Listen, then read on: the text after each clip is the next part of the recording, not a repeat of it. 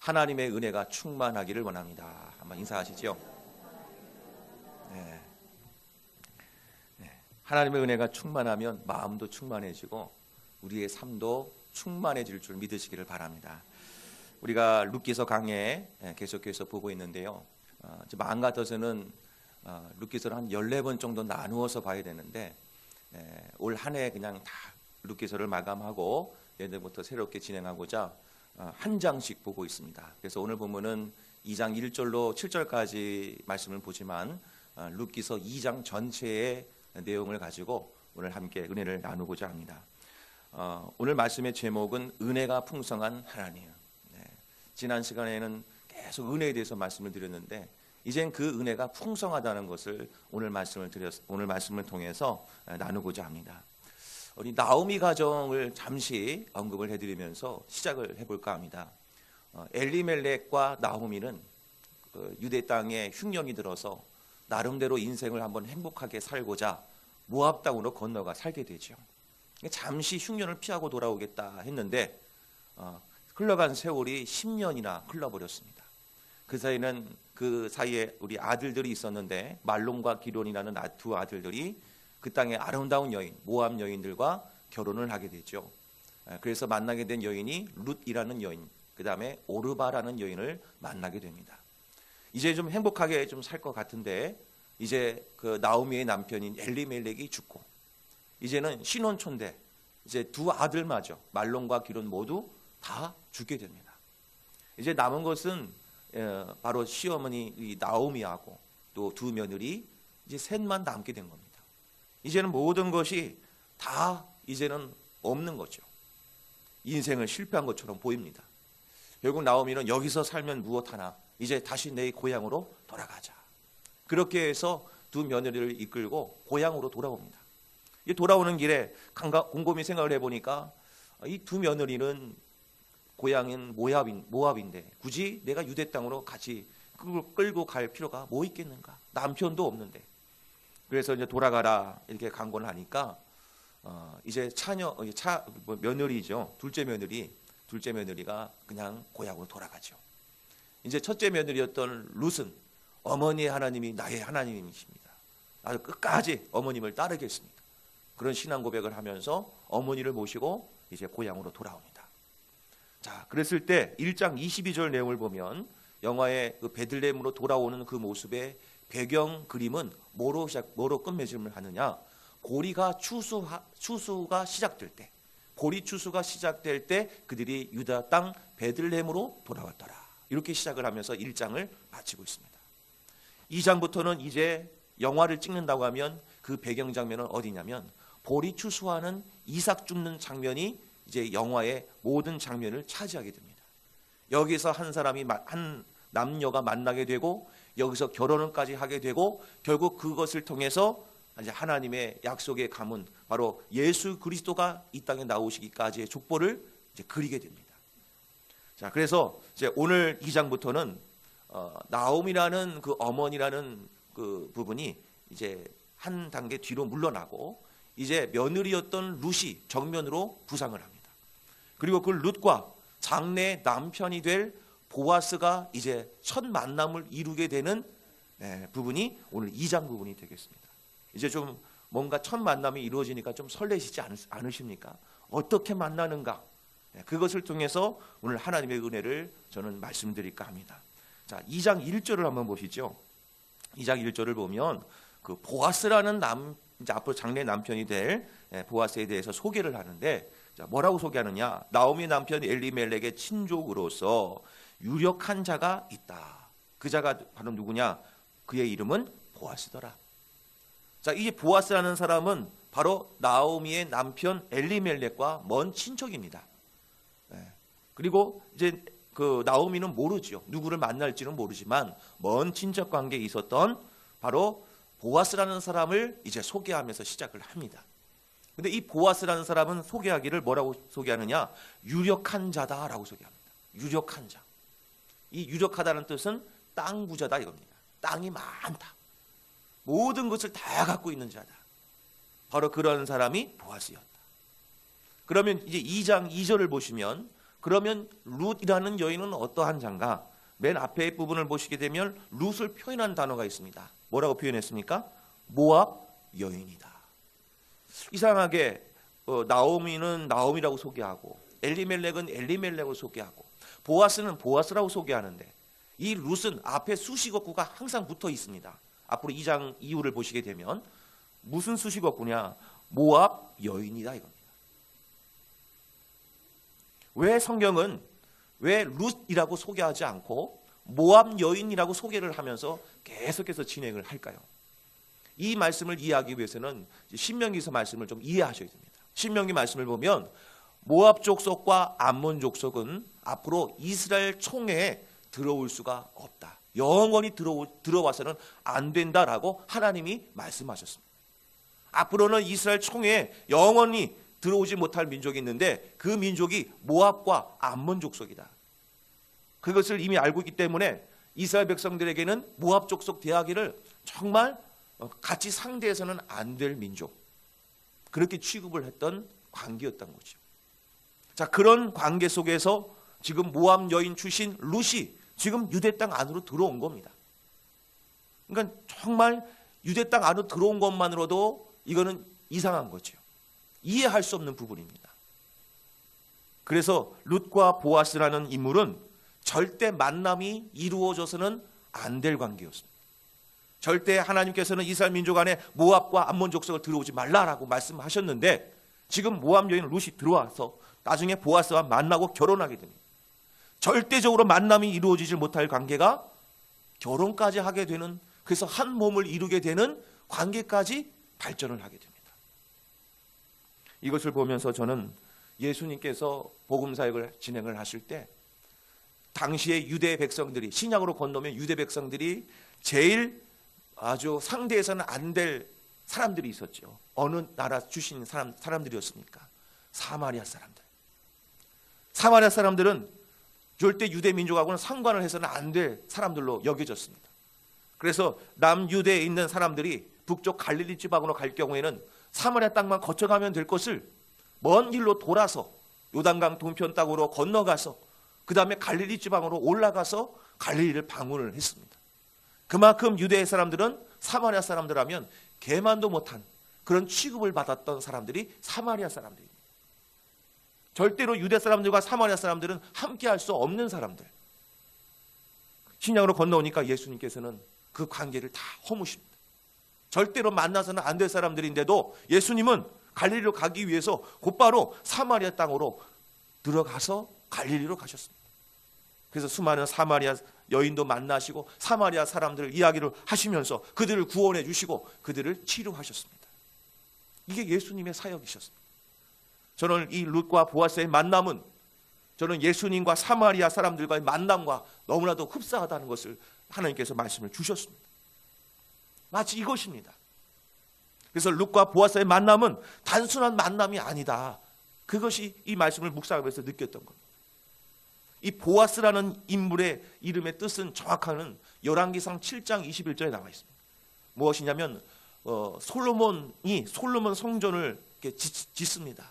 그럴 때 두 기둥을 세우지요. 두 기둥 세울 때 하나는 뭐라고 했습니까?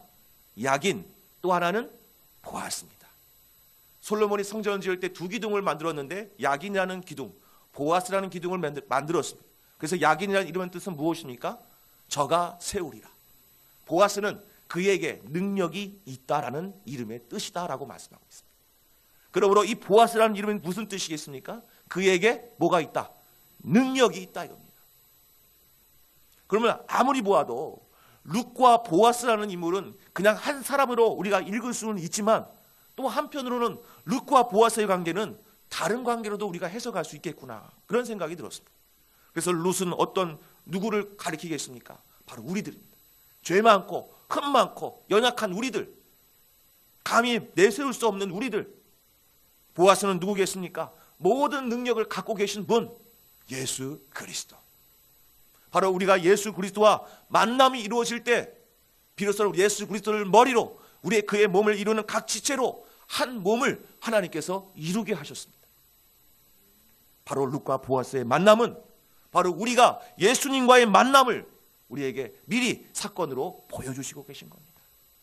이게 은혜가 아닐까요?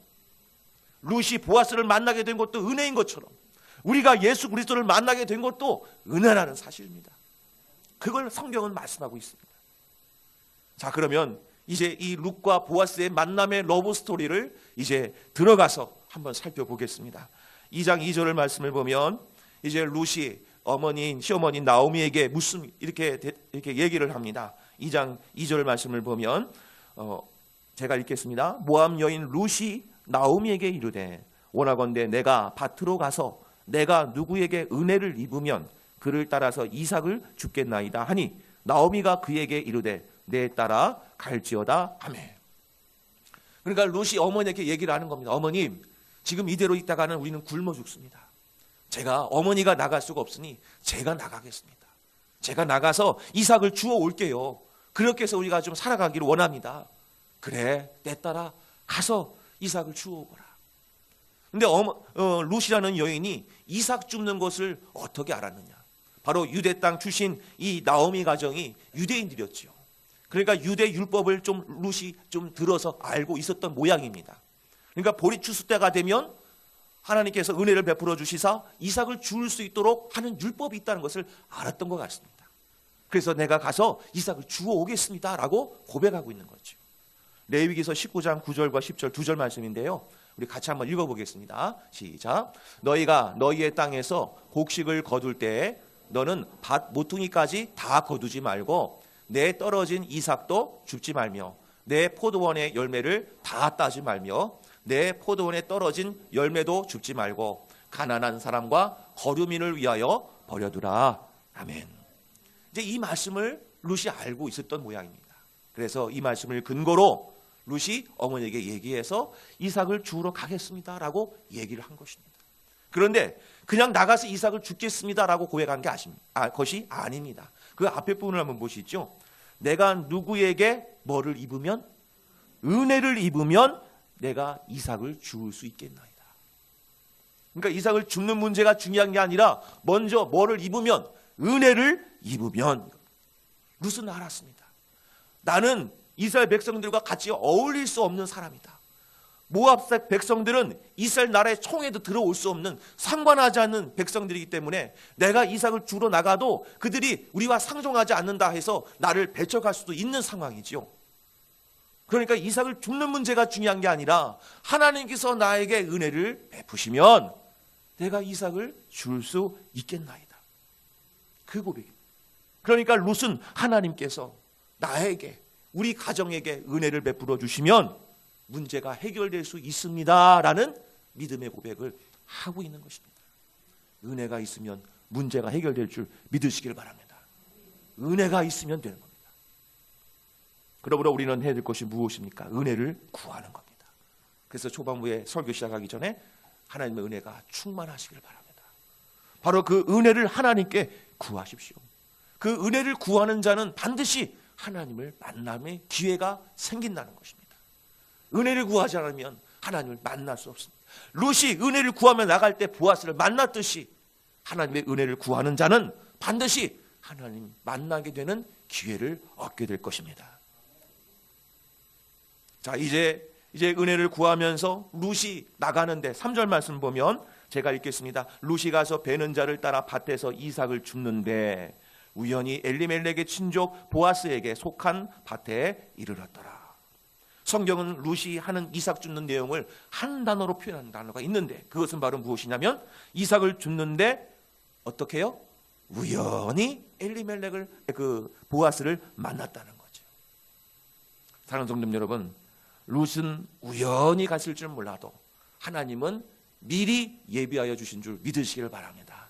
우리는 우연히 간 줄 몰라도 하나님은 이 모든 것을 다 아시고 계셨습니다. 그러니까 4절 첫 단어를 보십시오. 마침 보아스가 그 밭에 이르는 겁니다. 이것은 한편의 드라마죠. 우연히 갔는데 하필이면 보아스의 밭에 가고 또 마침 보아스가 그 밭에 들른 겁니다. 성경은 이것을 꼭 얘기해 주고 싶었던 겁니다. 우리는 우연히 갔을 줄 몰라도 하나님은 필연이었다. 필연으로 만나게 하셨다라는 그 말씀을 보여주고 있는 겁니다. 우리의 생각으로는 우연일지 모르지만 하나님의 섭리와 하나님의 계획 안에서는 모든 것이 다 필연인 줄 믿으시길 바랍니다. 왜냐하면 하나님께서는 온 땅을 두루 감찰하시는 분이십니다. 그리고 우리의 마음 심령을 감찰하시는 분입니다. 그리고 이 세상의 모든 처음과 끝이 되신 하나님이신데 우리 인간의 세상이 벌어지는 모든 일들을 하나님이 모르시겠습니까? 다 하나님의 섭리 안에서 이루어지는 일들이라는 것이죠. 그러므로 모든 것이 하나님의 주권 안에 있고 하나님의 손 안에 달려있는 것임을 믿으시기를 바랍니다. 모든 상황 속에서 하나님의 선하신 계획을 신뢰하십시오. 그리고 하나님께로만 마음의 문을 활짝 열어보십시오. 하나님, 이 상황 속에서 저에게 베푸신 은혜가 무엇입니까? 이때에도 하나님의 은혜가 있으신데 이 은혜가 도대체 무슨 뜻입니까? 라고 하나님께 마음의 문을 활짝 여실 때 하나님께서 충만한 은혜를 부어주실 줄 믿으시기를 바랍니다. 하이델베르그 요리문답 제27문에는 이런 질문이 있습니다. 질문의 제목은 하나님의 섭리는 무엇입니까? 하나님의 크신 경륜과 섭리는 무엇입니까? 라는 질문의 내용입니다. 그 질문에 대한 답은 이렇습니다. 제가 읽겠습니다. 전능하시며 모든 곳에 임재하시는 하나님의 능력으로서 하늘과 땅과 모든 피조물을 붙들고 다스리시는 것입니다. 그러므로 꽃잎과 풀과 비와 가뭄, 풍년과 흉년, 양식과 음료, 건강과 질병, 부와 가난 등의 모든 것은 우연으로 오는 것이 아니라 하나님의 사랑스러운 손길에 의한 것입니다. 결코 우연은 없습니다. 나는 항상 건강할 줄만 알지만 질병도 오는 겁니다. 나는 항상 부할 줄도 알지만 때로는 가난도 오는 겁니다. 이 세상에 벌어지는 그러나 모든 일들은 우연이 아니라 하나님이 전지전능한 주권 안에서 이루어지는 일들이라는 사실을 신뢰하시기를 바랍니다. 이걸 알아야 되는 겁니다. 그럴 때 우리는 은혜를 구할 수 있습니다. 창세기서 22장 말씀을 보면 아브라함이 어렵게 노년에 얻은 아들이 하나 있죠. 독자 이삭이 있습니다. 얼마나 애지중지하는 그 이삭 아니겠습니까? 그런데 하나님께서 그 이삭을 번제로 드리라는 겁니다. 하나님께서 그 노년에 어렵게 주신 그 이삭을 하나님이 번제로 드리라는 겁니다. 이해가 되십니까? 아브라함에게는 많은 고통이 왔을 것입니다. 정말 하나님께서 이 어렵게 얻은 이삭을 바치라고 하실까? 걱정이 왔습니다. 그러면서도 그는 순종하면서 결국 번제로 드리기 위해서 아들 이삭을 이제 내려치려고 하는 그 순간에 하나님이 말씀하시죠. 붙들고 말씀하십니다. 아브라함아, 아브라함아, 네가 이제야 나를 사랑하는 줄, 나를 믿는 줄 내가 이제 알겠다. 그렇게 말씀하시면서 내가 번제로 드릴 어린 그 낙을 내가 따로 준비했다. 그때 아브라함이 눈을 들어서 주변을 살펴보니 그때 한 뿔이 걸려서 숯불에 걸려서 움직이지 못하는 한 순양을 발견합니다. 그리고 아브라함은 그 순양을 가져다가 하나님 앞에 번제로 예물을 드리면서 그는 하나님과 이런 하나님이라고 고백합니다. 여호와 이레의 아버지 하나님. 할렐루야. 하나님은 아브라함에게 아들 이삭을 바치라고 하기 이전부터 하나님은 미리 한 순양이 뿔에 걸려서 그 번제 드릴 곳에 걸리게끔 미리 예비하여 놓으셨다는 사실입니다. 우리는 그 순간에는 너무나도 괴로웠죠. 어찌하여 아들을 바치라고 합니까? 하나님, 너무나도 괴로웠을 것입니다. 그런데 하나님은 이미 다 예비해 놓고 기다리시고 계셨습니다. 우리는 그 순간은 괴로웠죠. 그러나 아브라함은 그래도 하나님께서 은혜를 베풀어 주실 거야. 그 믿음 가지고 나아갔을 때 결국 아브라함은 그 은혜를 누리게 되었습니다. 그게 은혜라는 겁니다. 그러므로 우리는 우리가 만나는 모든 만남은 결코 우연이 아니라는 겁니다. 한번 따라해 보시겠습니다. 우리의 만남은 우연이 아닙니다. 한 번 더. 우리의 만남은 우연이 아닙니다. 자, 옆에 분하고 한번 인사 나누시죠. 우리의 만남은 우연이 아닙니다. 내게 만나는 오늘 모든 사람들은요, 절대 우연이 아닙니다. 꼭 기억하십시오. 저도 이제 목회를 하면서 수많은 목사님들을 이게 우연히 막 만나게 됩니다. 그러면서 항상 생각하는 것은 목회 조심해야겠다. 누구든지 만난 목사는 언제 어디서 어떻게 만날지 모른다는 겁니다. 그러니까 내가 만나는 모든 만남은 이렇게 생각하셔야 됩니다. 필연이다. 내가 만나는 모든 사람, 낯선 사람도 필연이다. 특별히 한 가족분은 꼭 그렇게 하십시오. 우리의 만남은 필연이십니다. 오늘 오신 분들, 처음 예배드려 오신 분들도 오늘 이 자리가 하나님께서 예비하신 자리입니다. 하나님과의 만남을 약속하셔서 하나님이 이 자리를 불러주신 겁니다. 그러니까 필연입니다. 그러면 은혜를 구하는 사람들의 특징은 어떠한가? 딱 한 가지만 말씀드립니다. 7절 말씀 보시죠. 그 은혜를 구했던 롯이 어떻게 했는가? 7절 말씀 같이 한번 읽어보겠습니다. 시작. 그의 말이 나로 베는 자를 따라 단 사이에서 이삭을 죽게 하소서 하였고 아침부터 와서는 잠시 집에서 쉰 외에 지금까지 계속하는 중이니이다. 아멘. 이제 보아스에게 이제 하인들이 이제 룻의 여인이 어떻게 일하고 있는가를 보고하는 장면입니다. 바로 룻이라는 여인은 어머니한테 은혜를 입으면 내가 이삭을 줍겠습니다라는 고백을 하고 밭에 가서 이삭을 줍는데 그냥 대충 이렇게 주실 수 있지 않겠습니까? 근데 룻은 그렇지 않았습니다. 아침부터 저녁 때까지 집에 가서 잠시 쉰 외에는 계속해서 이삭을 주었다는 겁니다. 바로 이것이 무엇입니까? 은혜를 구하는 자는 성실한 사람인 것입니다. 성실해야 됩니다. 뭐 기도하면 되지 뭐 공부해서 취직 되는 것도 열심히 공부할 필요 뭐 있어? 하나님이 지혜 주시면 되지. 기도만 열심히 하면 돼? 아닙니다. 기도도 물론 열심히 해야 되지만 열심히 공부해야죠. 열심히 공부해야죠. 취직 하나님께 열심히 기도하면 하나님께서 취직 자리도 열어주신데 물론 맞습니다. 그러나 내가 직접 하나님 앞에 나가서 또 열심히 내가 일을 하지 않으면 취직의 문도 안 열리는 겁니다. 은혜를 구하는 것 삶은 게으른 삶이 아니라 부지런한 삶이라는 것입니다. 이건 성경적입니다. 창세기 3장 말씀 보면 하나님께서 아담에게 하신 말씀이 있습니다. 너는 평생에 수고하여야 그 소산을 먹게 될 것이다. 수고해야 먹는다는 거예요. 창세기 1장 27절 28절 대명령이 있죠. 너희는 생육하고 번성하고 충만하라. 땅을 정복하라. 부지런해야 하나님의 사명을 감당한다는 것입니다. 은혜를 구하는 사람은 그냥 은혜를 구하는 것으로만 그치는 것이 아니라 세상에 나가서 내 삶의 자리를 열심히 가꾸고 섬기는 자가 은혜를 구하는 삶이라는 것입니다. 잠언 6장 9절로 11절 이런 말씀이 있습니다. 함께 읽겠습니다. 게으른 자여 내가 어느 때까지 누워 있겠느냐? 내가 어느 때까지 잠이 깨어 일어나겠느냐? 좀 더 자자, 좀 더 졸자, 손을 모으고 좀 더 누워 있자 하면 내 빈궁이 강도같이 오며 내 곰핍이 군사같이 이르리라. 아멘. 성경은 하나같이 부지런하라고 얘기하고 있습니다. 부지런해라. 그것은 은혜를 구하는 자는 반드시 부지런해야 된다는 말씀이기도 합니다. 자, 이렇게 열심히 은혜를 구하면서 열심히 성실히 일을 하니까 본문에 있는 2장 5절과 6절 말씀을 보니까 보아스의 눈에 딱 띄는 겁니다. 아니 도대체 저 여인이 누구길래 아침부터 저녁 때까지 와서 저렇게 열심히 일을 하는가? 지금까지 이삭을 주워가는 사람들은 대충 이삭을 주워가고 그냥 갔는데 이상하게 저 여인은 열심히 일을 하네. 그래서 하인에게 묻습니다. 저 여인은 도대체 어떤 여인인가? 6절 말씀 5절 말씀 보니까 저 여인은 모압 소녀입니다 라고 표현합니다. 하인들은 그저 모압 소녀, 그냥 우리와 상관하지 못할 그 여인이라고 취급하고 버리고 있습니다. 그런데 이상하게 보아스의 마음에는 뭔가 사랑하는 마음이 싹트기 시작합니다. 왠지 모르게 싹 트는 마음이, 사랑하는 마음이 있는 것이죠. 그때 보아스는 얘기합니다. 저 여인에게 내가 다음과 같은 명령을 할 것이니 너희 하인들은 꼭 이것대로 실천을 해라. 그래서 8절 말씀을 보면 이렇게 얘기합니다.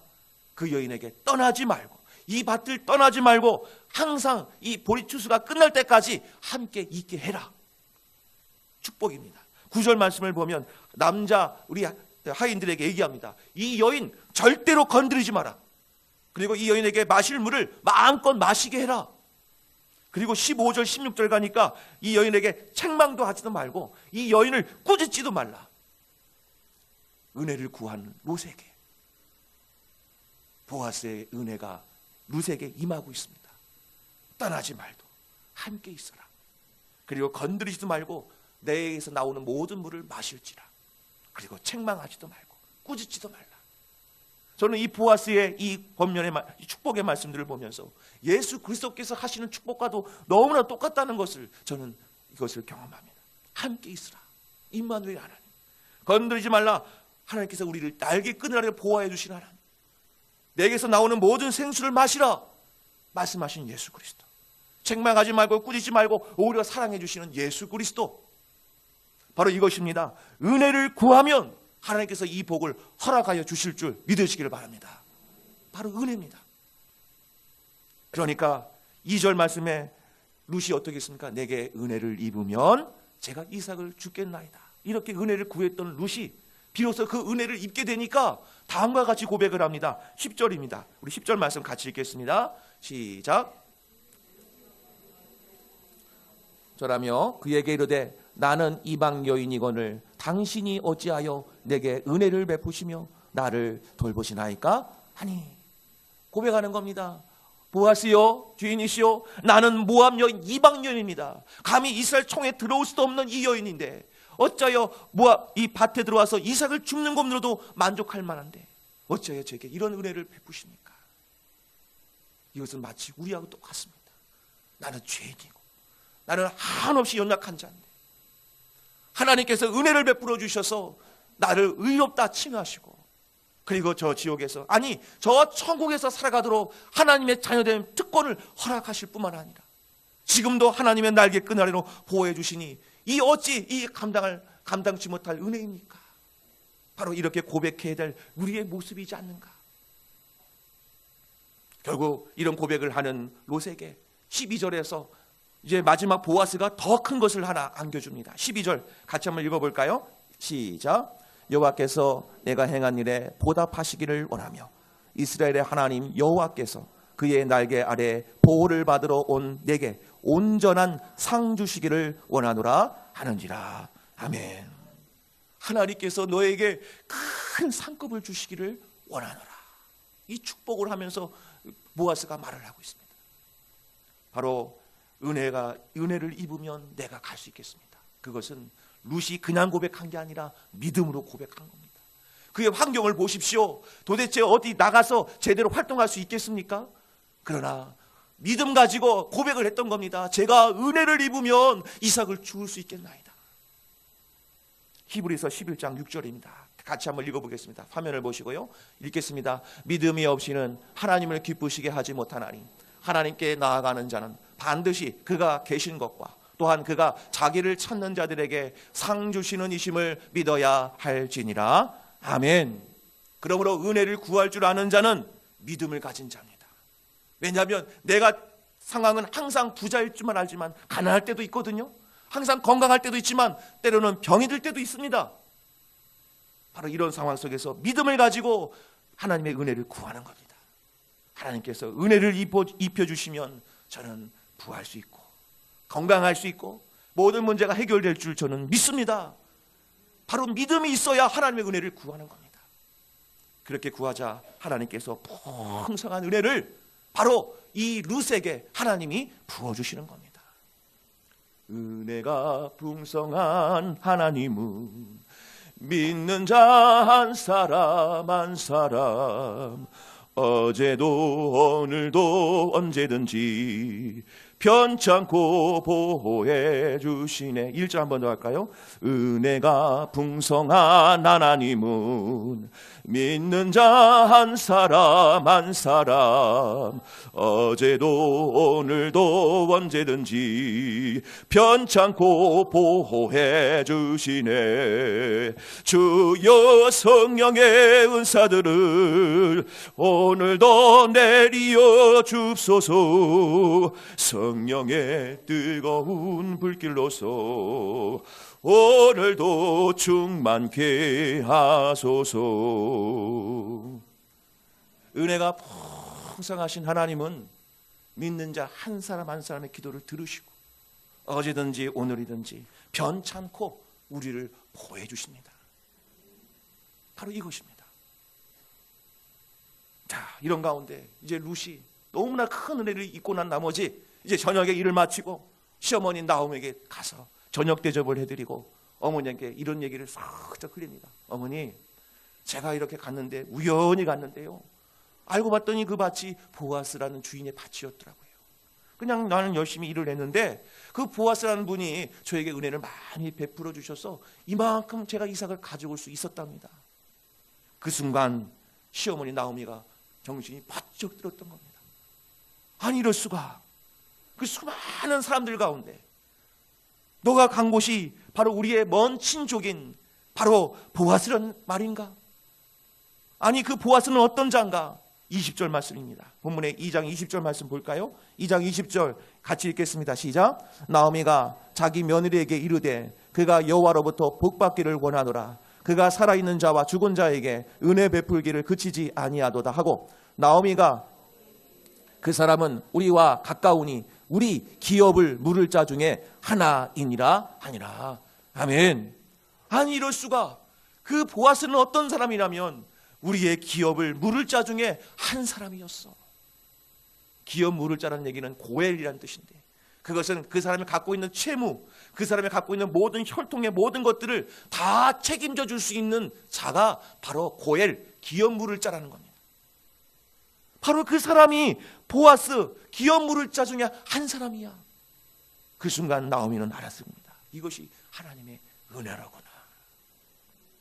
룻은 우연히 보아스를 만난 줄 알았고, 그러나 하나님은 마침 보아스가 그에게 다가가게 하셔서 또 마침 그 자는 기업 물을 자 중에 한 사람으로 만나게 하셨던 겁니다.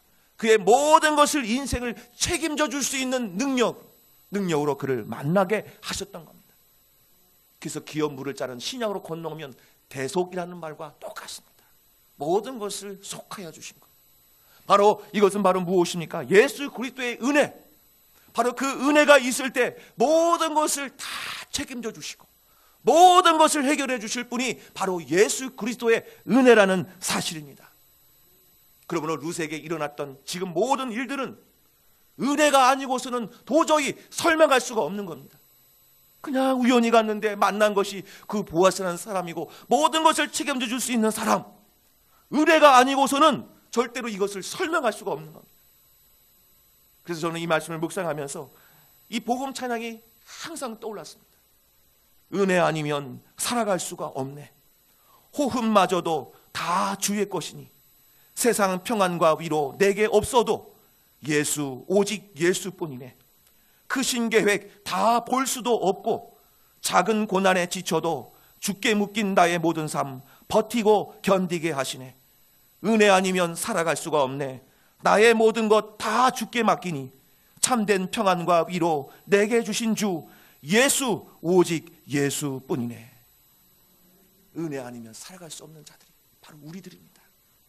그러면 사랑하는 성도님 여러분, 하나님의 은혜에 목마른 자들이 다 되시기를 바랍니다.